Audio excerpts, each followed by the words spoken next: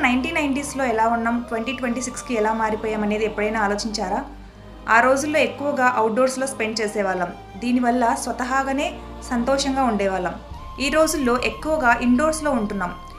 ఇండోర్స్లో air flow అనేది సరిగా ఉండదు కాబట్టి అది డైరెక్ట్గా మన మూడ్ మీద ఇంపాక్ట్ చూపిస్తుంది.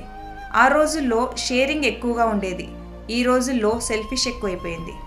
ఆ రోజుల్లో ఇమ్యూనిటీ ఎక్కువగా ఉండేది, రోగాలు తక్కువగా ఉండేవి. ఈ రోజుల్లో ఇమ్యూనిటీ లెవెల్స్ తగ్గి రోగాలు ఎక్కువైపోయాయి. ఆ రోజుల్లో శరీరానికి ఎక్కువగా పని పెట్టేవాళ్ళు, మనసును ప్రశాంతంగా ఉంచుకునేవాళ్ళు.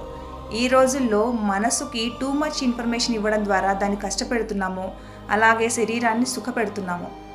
ఆ రోజుల్లో ఎక్కువగా పనిచేసేవాళ్ళు, ఈ రోజుల్లో ఎక్కువగా తినేస్తున్నాము. ఆ రోజుల్లో డబ్బు లేకపోయినా సరే పీస్ ఆఫ్ మైండ్ ఉండేది.